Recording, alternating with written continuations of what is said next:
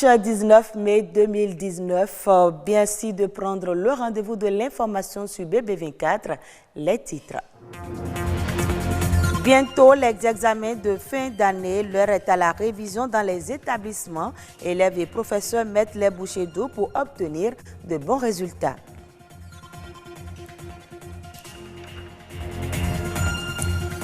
Comment maximiser ses chances de réussite aux examens de fin d'année? Les révisions seules ne suffisent pas. Quelques astuces garantissent le succès à suivre dans ce journal. Le bon fonctionnement d'une entreprise télécom passe par des ingénieurs bien formés, une opportunité de déboucher pour de nombreux jeunes en quête d'emploi.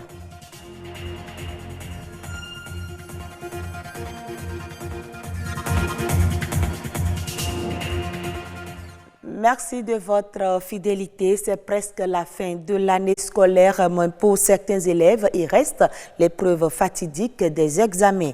Dans presque tous les établissements, l'heure est aux révisions. Les petits plats sont mis dans les grands pour garantir le succès aux candidats. Samson Thiomon, Mathieu Sokenou et Sel Pazou ont sillonné quelques collèges de Cotonou. Ils sont allés à la rencontre des candidats au BEPC et au baccalauréat. Collège d'enseignement général de Bégamé, classe de 3e. Ensemble avec le professeur, les candidats révisent le cours d'anglais. L'examen du brevet d'études du premier cycle pointe à l'horizon et il leur faut les derniers réglages. Visiblement, tout se passe bien. Nous traitons des exercices pour pouvoir bien approfondir dans le cours. Ça se passe bien. Les professeurs aussi font de leur mieux et nous donnons le nécessaire afin qu'on puisse affronter les examens. Si la révision est nécessaire pour les candidats au BEPC, elle l'est autant pour les terminalistes. Ils sont en quête du premier diplôme universitaire, le baccalauréat. L'heure n'est plus à l'évasion, mais plutôt à la concentration. Pour ne pas perturber, nous filmons discrètement la séance. D'un collège à un autre, nous sommes ici dans une classe de terminale C. L'enjeu est de taille pour ces candidats de la série scientifique. Contre toute attente, ils sont relax malgré la pression. Les révisions se déroulent très bien, bien qu'on sent la fatigue des précédents mois. On est en train d'entamer la dernière ligne droite, ça se passe plutôt bien. On a un bon suivi psychologique de la part des professeurs, un encadrement sain, un suivi avec le directeur et les membres de l'administration vraiment parfait. On se sent à l'aise. Les professeurs qui nous accompagnaient auparavant nous suivent maintenant dans les séances de révision jusqu'au 7 juin où nous serons quittes pour affronter l'épreuve du bac. Comment réussir à établir son curriculum vitae, c'est le principal sujet de révision dans cette classe de 3e. Le français, indispensable à la compréhension des différentes épreuves, est revu à la lettre. Les professeurs nous amènent des épreuves, on les traite et nos incompréhensions, on les résout, tout va bien. Et je pense que pour le BEPC, on n'aura pas de problème. On comprend mieux ce qu'on ne comprenait pas, on arrive à mieux comprendre et puis pour le BEPC, nous sommes prêts.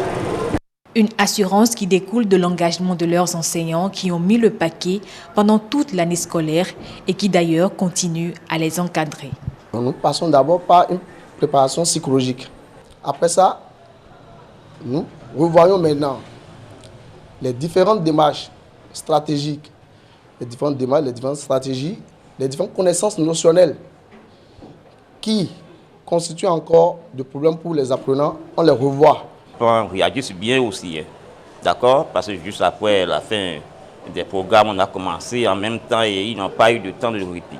Tout se passe bien. Quelques conseils avisés sont cependant nécessaires pour les candidats. Tout d'abord, pour garantir leur santé, il faut qu'ils s'abstiennent de participer à certains jeux. On les voit à moto, à courir à gauche et à droite, des rendez-vous assez risqués qu'ils prennent pendant cette période-là. Il faut éviter et maintenant se concentrer.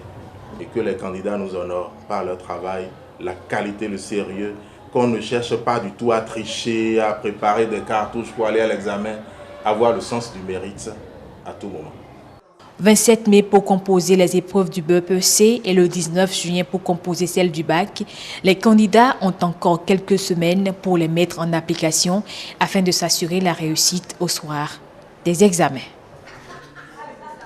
Les conditions de révision des cours déterminent les résultats des examens de fin d'année.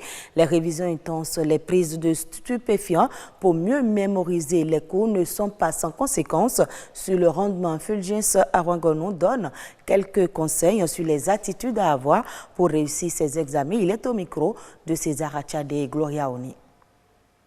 Nous sommes à quelques jours des examens et ce que les candidats doivent faire, c'est qu'ils doivent éviter de prendre des stupéfiants pour aller au-delà des capacités de leur corps. C'est le moment de dormir normalement, parce que ce que les gens oublient, dormir ne veut pas dire aller se reposer. Lorsque vous dormez, vous permettez quand même à vos neurones, à votre intellect, de s'approprier tout ce que vous avez fait. Tous les stupéfiants, parce que vous allez peut-être vous dire que vous allez plus veiller, mais vous allez veiller tout ce que vous allez apprendre, vous ne serez pas en mesure de les utiliser, parce que c'est appris. Avec des stupéfiants, ce n'est pas votre propre capacité, ce n'est pas des conditions normales, optimales d'apprentissage. La deuxième chose, c'est qu'il faut que nos candidats mangent très bien, surtout des fruits et légumes. Parce qu'il ne faut pas tomber malade et il faut, à travers ce qu'on apprend, donner à son corps l'équilibre dont il a besoin pour avoir les nutriments, les énergies nécessaires pour vraiment passer toute une journée. Donc nos enfants vont prendre assez de fruits, oranges, un peu de tout. L'attitude qu'ils doivent avoir, c'est tout faire pour avoir l'équilibre émotionnel. Ce n'est pas le moment d'avoir peur, d'être paniqué, non. Il faut être confiant, il faut avoir confiance en soi-même. Nos candidats doivent se dire une seule chose, je ne peux pas ne pas réussir. Devant l'épreuve, de décompter de 20 à 0. C'est-à-dire 20, 19, 18, 19. Vous allez constater que quand vous allez décompter de 20 à 0, l'émotion forte, faite de peur que vous avez, fait place à une sorte de confiance, à une stabilité qui va vous permettre maintenant d'aborder l'épreuve. Autre élément dans ce journal, la télécommunication occupe une place importante dans le fonctionnement des entreprises télécom et pour répondre à cette exigence, la formation devient impérieuse. Un tour dans 2 centres de formation en télécommunication, étudiants et enseignants nous parlent ici de leur formation et des éventuels débouchés qui s'offrent aux ingénieurs et techniciens télécom. Mathieu Soukenou, Patrick Adjagoudjou. Des étudiants en première année de formation en ingénierie des technologies de l'information et de la communication. Ces futurs ingénieurs télécom et réseaux sont fiers de se faire former dans ce domaine. La technologie est une passion pour moi. J'aime tout ce qui concerne les trucs techniques, les ordinateurs, l'Internet, un peu de tout. J'ai toujours été fasciné par le transport de l'information d'un point A vers un point B. Depuis ma tendre enfance, c'est quelque chose qui m'a beaucoup marqué et j'ai choisi les télécoms pour pouvoir percer le secret qui était derrière cette transmission. J'ai la conviction que les années prochaines, la télécommunication aura des ingénieurs et des techniciens aptes pour la faire émerger dans notre pays. Les télécommunications, un secteur qui innove en permanence et attire de plus en plus d'investisseurs à l'aide du numérique. Dans les écoles d'ingénieurs télécom et réseaux, les diplômes de fin de formation des cycles 1 et 2 sont la licence et le master. On commence par 2 années de classe préparatoire qui est une formation intensive en sciences. 2 années de classe préparatoire qui correspondent aux 2 premières années de licence. 1 année de licence en génie télécom et TIC. La licence en multimédia, Internet et communication que nous appelons MIC. Comme la licence en communication digitale, comme nous l'appelons DC, etc. Et 2 années de master. Nous recrutons au niveau des bacs scientifiques, bac C, bac D, bac F, etc.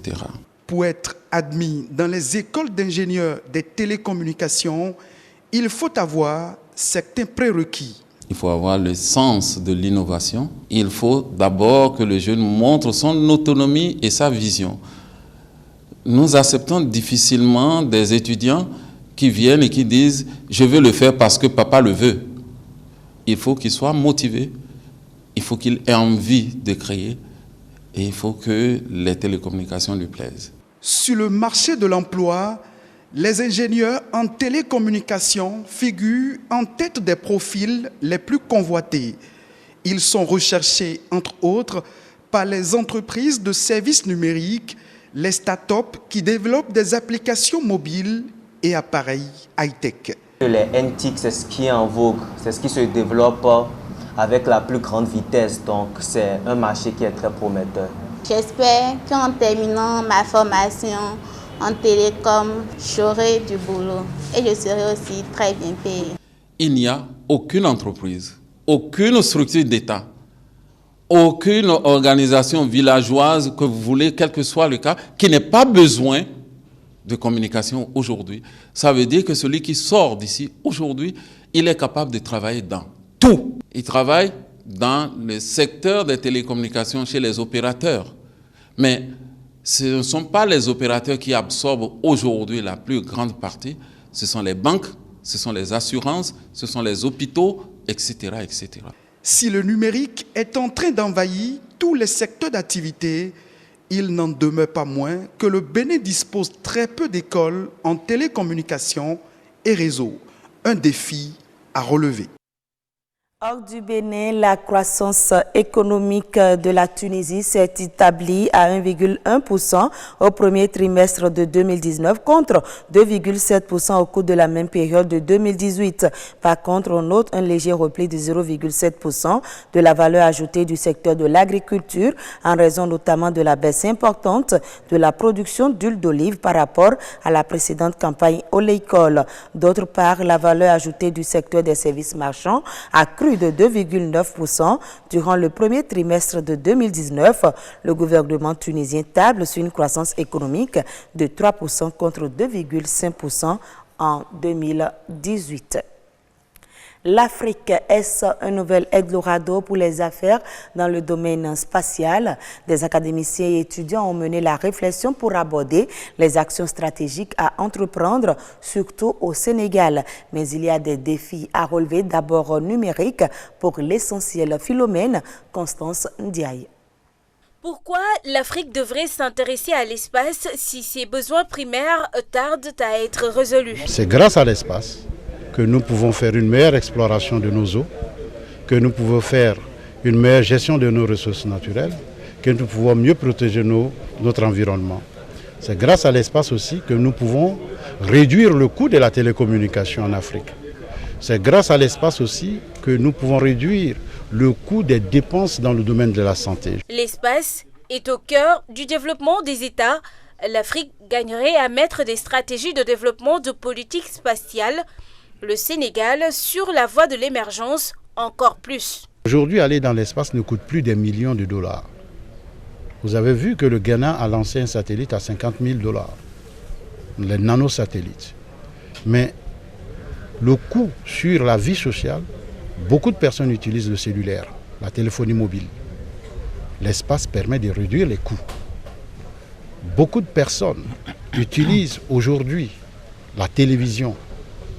Il y a beaucoup d'émissions, toutes les émissions pratiquement venant d'Occident, ou d'ailleurs sont transmises par satellite, télécommunication par satellite. Encore une fois, le Sénégal émergent devrait saisir cette opportunité. Se doter d'une agence spatiale, mais aussi de ressources humaines en la matière, cela passera nécessairement par une formation adéquate. On peut dire que cette formation est absente dans l'espace universitaire du Sénégal.